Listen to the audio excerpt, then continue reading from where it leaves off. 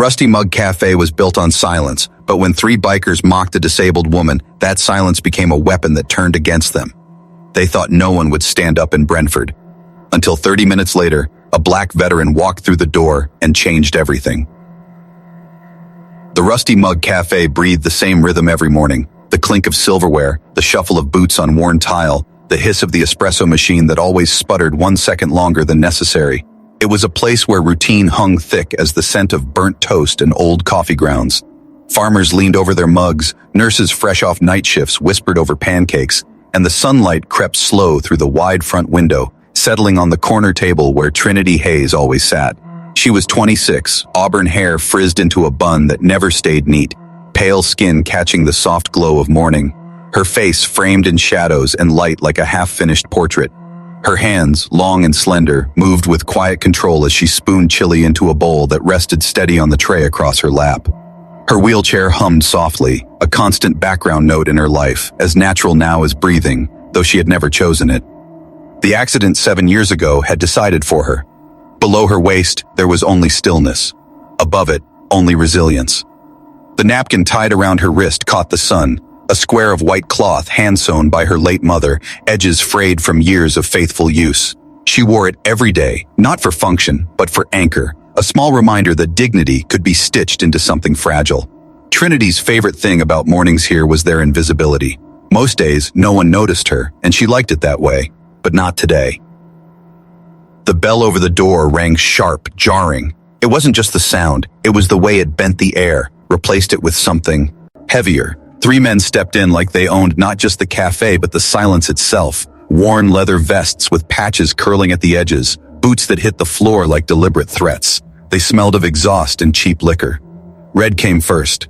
Tall, broad-shouldered, his grin cut too sharp to be friendly. He liked the kind of laughter that left bruises. Cruel humor lived in his eyes that sought out weakness like a predator testing for limps. Behind him, Vic swaggered with nervous energy. He twitched as if unsure whether to smirk or sneer, so he did both, too loudly, hoping no one noticed the tremor beneath. And then Lenny, last but never least, heavy-set, quiet, his hands fiddling with a brass knuckle dangling from his keychain. He didn't need words. Menace clung to him the way grease clings to skin. They didn't scan the menu. They scanned the room. Laughter followed where they walked, but it wasn't shared. It was demanded. When Red's gaze landed on Trinity by the window, his grin widened. The storm had found its target. "Well, look here," Red's voice cracked into the cafe like steel against wood. "That wheelchair electric, sweetheart, or just for show?" The room froze. A spoon clinked against a mug too hard. Then silence reclaimed its throne. Trinity didn't answer. Her fingers kept their measured pace, though her breath caught. She had learned that patience could be armor, that silence could hold. Vic barked a laugh, too quick, too eager. "Mobile parking meter, more like it." He elbowed Lenny, who only smirked without looking up, rolling the brass knuckles against his palm. Red stepped closer, boots striking deliberate rhythms. He tapped the back of Trinity's chair with his toe. The sudden jolt made her flinch, not in pain but in memory, the reflex of someone who had been startled too many times before. The bowl on her lap wobbled, tilting. Chili splashed across the napkin on her wrist, blooming red against white, a stain too vivid to be ignored. "Oops." Red's voice carried not even a shred of remorse. His eyes stayed locked on the spreading stain, as though it were the only art worth admiring. Trinity didn't move. She drew a breath, slow, deliberate, as if reminding herself she still could. She didn't reach for another napkin, didn't wipe at the red blotch swallowing her mother's cloth. To move would have been to admit they'd taken something from her. Instead, she sat still, the stain bright as a wound, her silence louder than any protest. Across the cafe, a boy no older than 10 sat with his father near the coffee machine.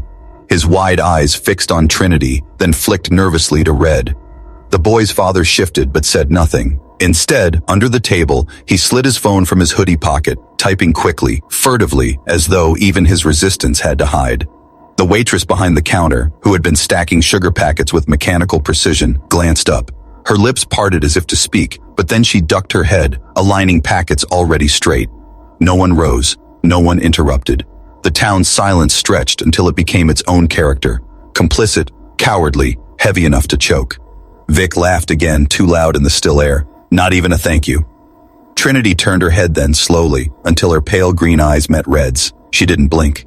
She didn't speak. Her silence met his cruelty like two blades held in tension, each daring the other to strike first. The boy by the coffee machine lifted his phone higher. A tiny lens captured the moment, unseen by most, but enough. His fingers trembled, but he held steady. Trinity breathed again, deep and deliberate. She would not give them the sound of her breaking, and in that breath, in that choice, the seed of suspense was planted. The bikers thought they owned the room, but the room was watching, and the silence that had protected them for so long was beginning, just faintly, to turn. The motel room was dim, the curtains drawn tight against a morning that had no right to be so bright. The air smelled faintly of cigarettes, though Amiia Cross hadn't lit one in years. Habit made her thumb roll an unlit stub back and forth across the nightstand, the same way soldiers fidget with dog tags when they're trying not to think. She sat propped against the headboard, boots still laced, jacket half-zipped, arms crossed over her chest like she was guarding something fragile no one else could see. The buzz of her phone sliced through the quiet. One vibration, then another. A text. "She needs you." Red hit again. "It's bad." Her eyes narrowed. She didn't move at first, just let the glow of the screen paint her face in pale blue. The name at the bottom of the message barely registered, an old acquaintance, someone she hadn't spoken to in months, but the words stuck. "She needs you." Amiia let the phone fall flat on the bedspread. Her chest rose and fell once, twice.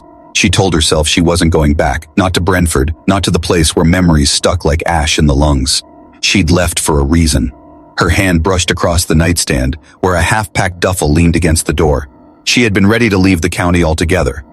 But the words dragged her back. She, needs you. She closed her eyes, and another image flickered. Trinity, years ago, sitting on a porch swing with books spread across her lap, debating poetry like it mattered more than gravity. That was the Trinity she remembered. Not fragile, not broken. Sharp, gentle, the only one who had stayed when Amiia returned from deployment with silence thicker than barbed wire coiled in her throat. Back then, when everyone else gave her space, Trinity brought soup and sat beside her, saying nothing. Not the kind of silence that avoided, but the kind that shared weight, that whispered, "You don't have to climb out alone." The buzz came again. She didn't go home. She's still there, reds still circling. Amiia sat forward, elbows on her knees. Her jaw clenched so tight it ached. Her fingers drifted to her chest, where the thin edge of her military dog tags pressed cold against her skin. They had been with her in deserts, in jungles, in barracks that smelled like dust and fear. They had outlived brothers in arms who never made it home, and now they weighed her down like a promise she hadn't meant to keep but couldn't throw away. She flipped the phone shut, tossed it onto the bed, lay back down, stared at the cracked ceiling. The silence roared louder than combat ever had. 5 minutes later, she was behind the wheel of her truck. The heater groaned as she pulled onto the two-lane highway, the tires humming against cracked asphalt. She didn't turn on the radio. She didn't need noise. Her thoughts were enough, each one a step she couldn't take back. Don't go back. Don't get involved. You don't belong here anymore. But her hands stayed locked white-knuckle on the steering wheel. The town rose ahead slowly, the kind of place that never changed because it never believed it should. The water tower leaned slightly, the paint faded, the church steeple cut the horizon like a crooked tooth, the gas station still displayed an open sign though its pumps had rusted to uselessness 2 years ago. Every landmark punched at her memory. As she passed the faded "Welcome to Brentford" sign, her phone buzzed again, perched in the cup holder. "Mr. Nolan. Red still at the cafe, Trinity's just sitting there." Amiia parked behind the rusty mug cafe, out of sight. The engine ticked as it cooled, each metallic pop echoing like a distant countdown. She stayed there longer than she should have, breathing deep, letting the air scrape her lungs until her heartbeat steadied. Images of Trinity from that porch swing returned unbidden, not broken but whole, not silent but strong in ways people overlooked. If anyone deserved protection, it was her. Finally, Amiia stepped out, boots crunching on gravel, zipping her coat against the bite of late morning cold.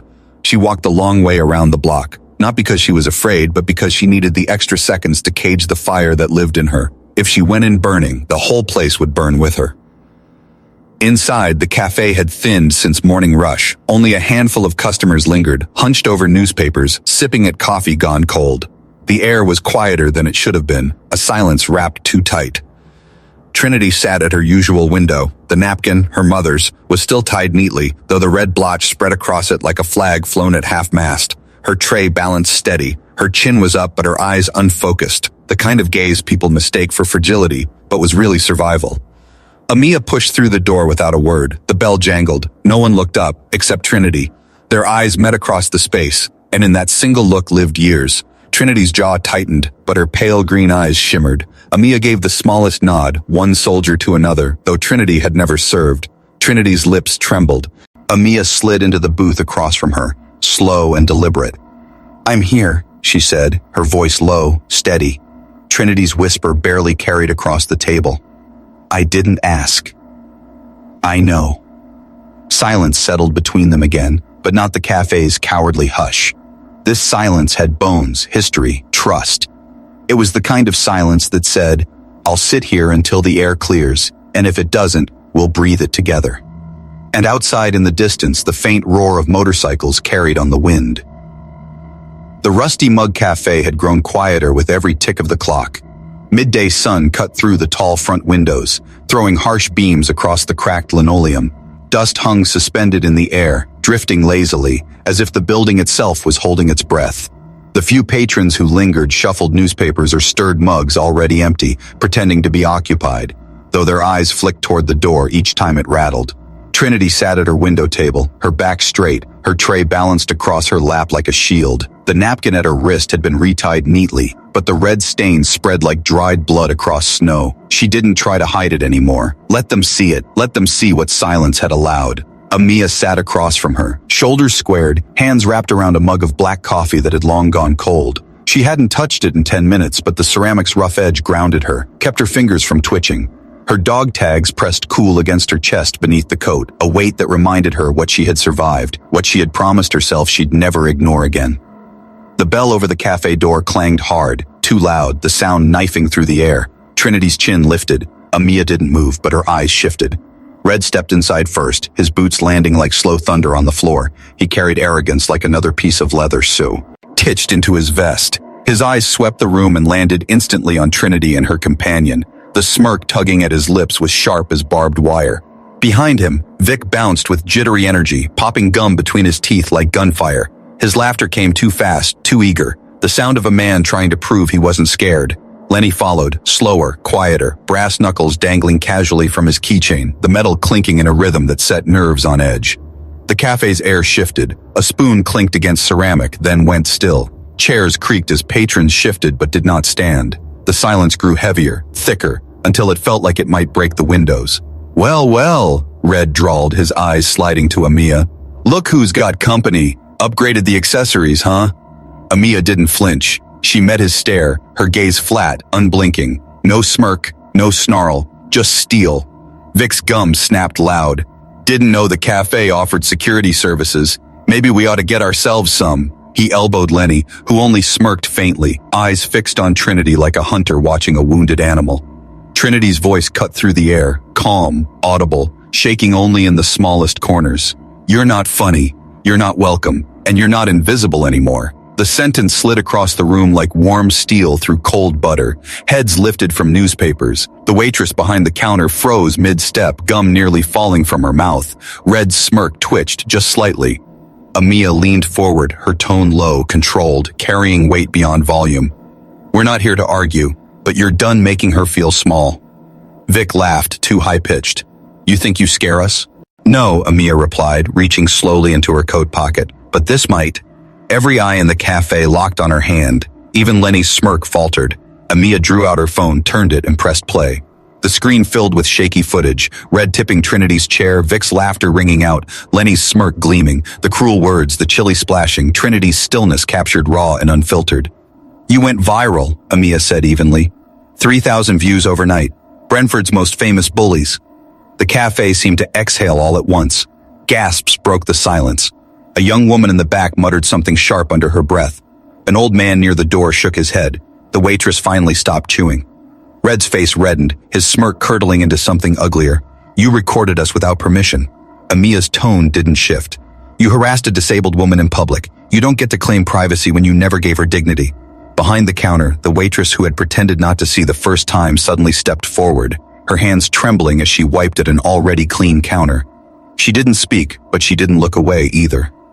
Vic tugged at Red's arm, his voice tight. "Let's go." But Red stayed planted, jaw clenched. His eyes flicked from Trinity's calm face to Amia's steel gaze, to the quiet phones now raised discreetly around the cafe. Exposure, that was the weapon. You think likes and shares make you right? Red spat. No, Amiia said. They make you seen. That landed heavier than she expected. Silence reclaimed the room, but it wasn't the same silence as before. This silence had shifted. It was no longer hiding. It was watching, waiting, ready to bear witness. Red's glare swung back to Trinity. You gonna cry again, little girl? Trinity's shoulders straightened. Her voice was quiet, steady, carrying farther than it should have. No, I'm gonna let you finish your tantrum, and then I'm gonna keep living here, eating here, working here. Because this is my town too. For a moment, something flickered across Red's face. Not fear, but the crack of recognition that he was losing ground he thought was his forever. He took a step forward, the floor creaking beneath his boots. Amiia rose from her seat. She didn't raise her voice. She didn't clench her fists. She simply stood, straight-backed, presence sharp as a blade, and said, You have 30 minutes. Make your choices carefully. The cafe went utterly still. Even the hum of the espresso machine seemed to pause. Red's chest rose and fell, his jaw flexing, but no words came. At last he turned. Come on, his voice cracked like breaking wood. Vic scrambled after him. Lenny lingered half a heartbeat longer, his smirk gone, replaced with something colder, unreadable. Then he followed. The door slammed hard enough to rattle the salt shakers. Inside, the cafe seemed to wake. A man in a Carhartt jacket gave a single, quiet nod toward Trinity. A woman 2 booths down tapped quickly on her phone. The waitress stood frozen, her lips pressed tight, as if deciding which side of silence she'd choose next time. Trinity exhaled, her voice barely above a whisper. I was shaking. I know, Amiia answered softly. But you didn't let them see it. That's power. And outside, the faint rumble of motorcycles rolled down Brentford's streets. But for the first time, they sounded less like thunder and more like retreat. The Rusty Mug Cafe never really recovered its stillness that afternoon. By nightfall, phones had carried the video far beyond Brentford's cracked sidewalks and quiet porches. What had been whispers over coffee turned into glowing screens over kitchen tables. The town had always prided itself on staying out of other people's business. Now, other people's business was staring straight back at them in grainy, undeniable pixels. Amiia sat on the steps of her rented room above the hardware store, her back against peeling paint, a chipped thermos of coffee warming her hands. The glow of her phone lit her face as comments scrolled past faster than she could catch them. I served. I see you, Trinity. Disgusting. Brentford should be ashamed. Thank you for not letting them erase her. Where's the sheriff in all this? Those men need consequences. And then the uglier kind. Bet they edited it to look bad. Why bring race into it? If she's so fragile, she should just stay home. Typical activist drama. Amiia rubbed at her eyes. She hadn't meant for it to spread like this. She wanted truth to breathe, that was all. But truth never stopped at the edges you drew for it. It rolled downhill, picking up stones, dust, voices. Across town, Trinity wheeled slowly toward the cafe the next morning, scarf wrapped tight against the sea. Old. When she turned the corner, her breath caught. The front windows dripped with raw egg, yellow streaks running like bile down the glass. A sheet of notebook paper, taped crooked to the door, flapped in the wind. Don't play the victim, and you won't get hurt. The word stung more than the stench. Inside, the manager stood pale behind the counter, wiping his hands over and over on a rag already damp. He didn't look at her when she rolled in. Didn't look at Amiia either when she stepped in behind her. I'm sorry, the manager mumbled, voice thin. We didn't know the video would make it this far. Amia's eyes narrowed. You mean you didn't think anyone would care? The man winced. I think it's best you two take a break from coming in, just till things cool off. Trinity's lips parted, closed. She turned her chair without a word. The napkin at her wrist brushed the edge of the door frame on her way out, leaving a faint smear of red against old wood. Outside, the wind whipped her scarf sideways, tugging it like a flag in retreat. She didn't fix it. Is it cowardice? She asked softly, or just fear dressed in manners? Amiia crouched beside her, eye level, her own breath visible in the cold. This town was taught to be quiet. You untaught it. That makes you dangerous. Are you scared? Trinity asked. I used to be. Amia's gaze hardened. Now I'm just ready. From her coat pocket, Amiia pulled a small notebook. Inside were names, numbers, soldiers she had served with, people who owed her favors, people who believed in justice, not noise. You're calling in reinforcements? Trinity asked. No, Amiia said. I'm calling in witnesses. That night, a new video appeared online, but not from Amiia. It came from Red himself. Grainy footage of Trinity rolling away from the cafe, her head lowered, scarf trailing like surrender. His voice laughed off screen.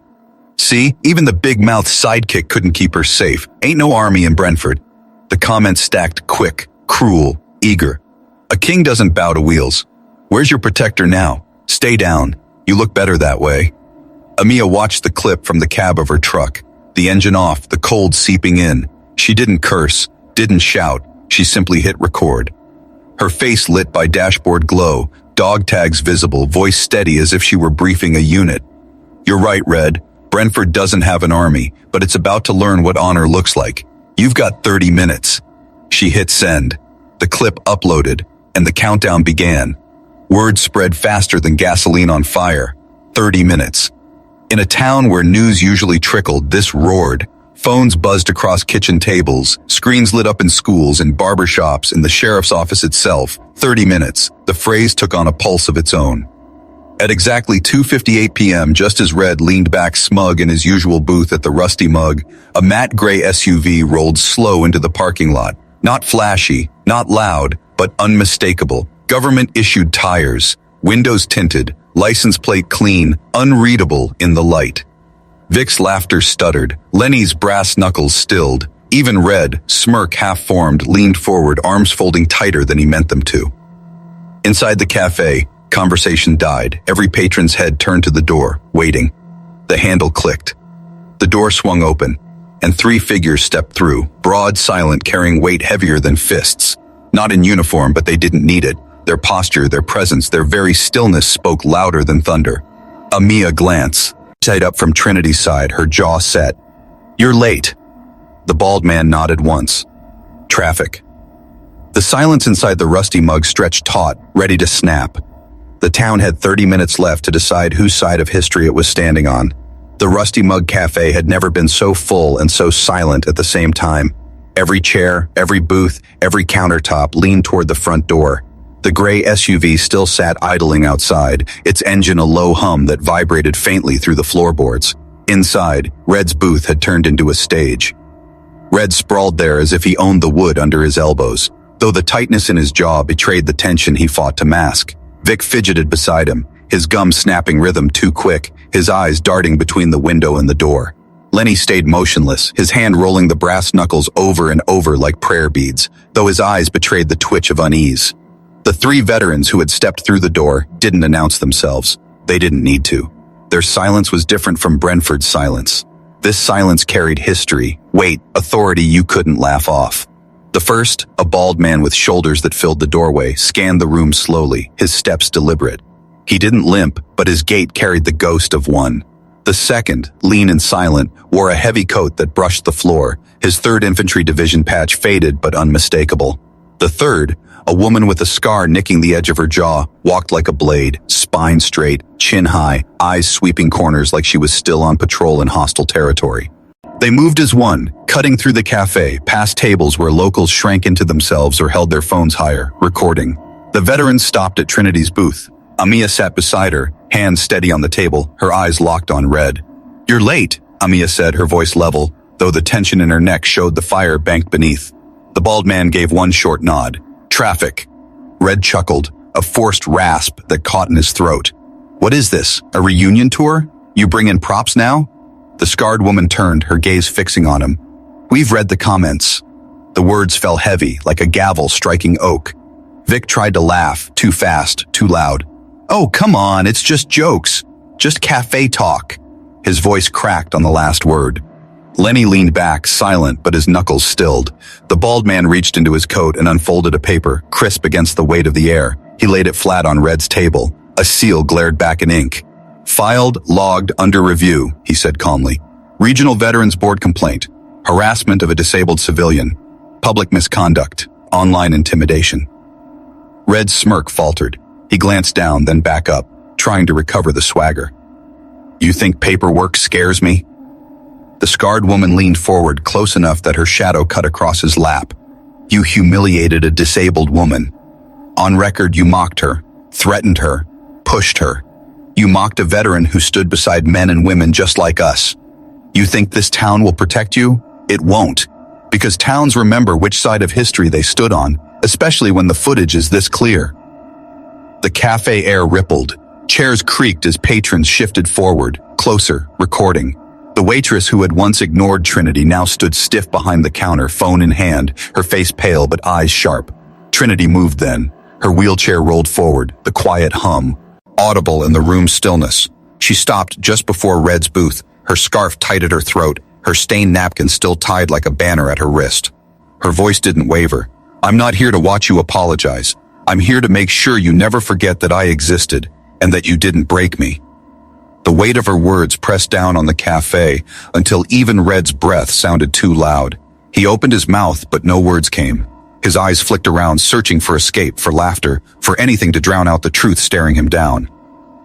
Amiia stood slowly, stepping closer. She set her palm flat on the folded complaint, her dog tags glinting faintly as she leaned in. We told you, 30 minutes. The bald man bent lower, his voice almost a whisper but sharp enough to cut. You made a lot of noise, but it only takes one woman rolling forward to make you silent. Red's lips parted, no sound. His face flushed, his jaw twitching. Vic dropped his gum on the table. Lenny finally looked away, his brass knuckles sliding off his palm to clatter faintly against the wood. And then the room shifted. Not from the veterans, not from Amiia, from the town itself. Phones raised higher, voices murmured. A man in a Carhartt jacket spoke first, his voice carrying across the hush. Enough. A woman near the window added, We saw, we won't forget. The silence that had once shielded Red now betrayed him, filling instead with witnesses. Not one, not three, but an entire cafe staring back. Red sank into his seat, smirk gone, the weight of exposure heavier than any fist. And outside, through the frosted window, the gray SUV's engine idled on, steady as a heartbeat, marking time that no longer belonged to him. The Rusty Mug Cafe did not return to normal after that day. It couldn't. The air itself felt different, as if the confrontation had rearranged the molecules that held Brentford together.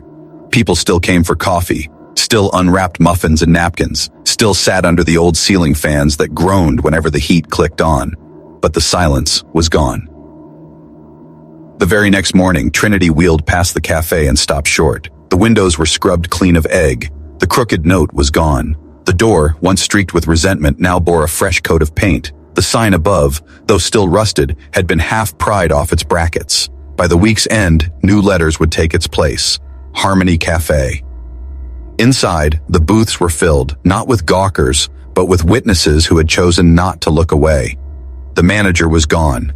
Resigned, people whispered, but a new woman ran the counter now. Her name was Tessa, mid-40s, hair pulled into a bun, sleeves rolled to her elbows. She didn't pretend not to see. When Trinity rolled up to the counter that morning, Tessa met her eyes directly and said, Coffee's on me. Black or sweet? Trinity's lips twitched into the faintest smile. Sweet. She rolled to her favorite spot by the window. The napkin at her wrist was washed, the stain lightened but still visible, like a scar that no soap could erase. Amiia slid into the booth across from her, a folder under her arm. You sure you want to do this? Amiia asked, tapping the folder with 2 fingers. Trinity glanced down. Agency. Delay a grant application. Wheels Forward, a mentorship program for young women with disabilities, born in the ashes of humiliation.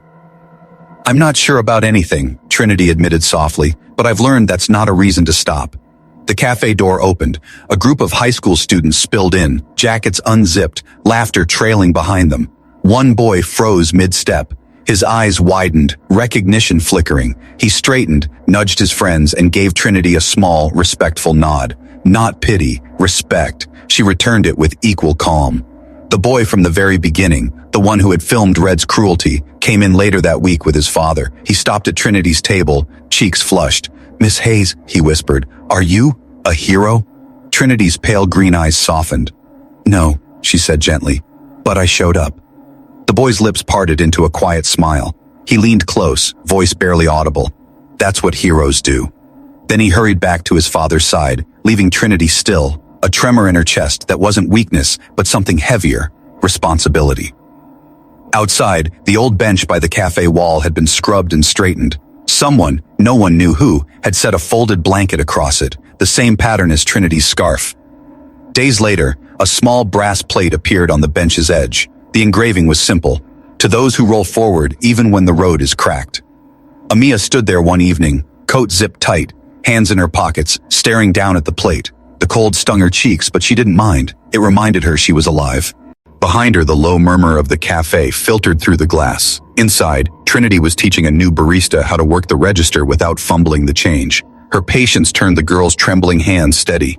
That was Trinity's gift. Not defiance, not noise, but presence. Brentford began to change in quiet ways. At the grocery store, a teenager who used to laugh when bikers swaggered through held the door open for Trinity instead. At the post office, an envelope slipped into her mailbox bore only 3 words in shaky handwriting. We saw. Sorry. But there was backlash too. Red's motorcycle shop shuttered overnight. Renovations posted on the door, though everyone knew otherwise. Vic stopped showing up at his usual bar stool. Lenny vanished altogether, though rumors swirled about debts and backroom deals collapsing. And though no official statement came from the sheriff's office, the weight of the veteran's complaint, the footage, and the town's shifting gaze had already sentenced them more thoroughly than any courtroom could. Still, shadows lingered, whispers behind hands, mutters about troublemakers and outsiders stirring pots. Some stared harder at Trinity now, as if she had broken a rule no one admitted was written. But others, enough others, nodded, spoke, held doors, sent quiet messages. That was how change came, in ripples, not parades.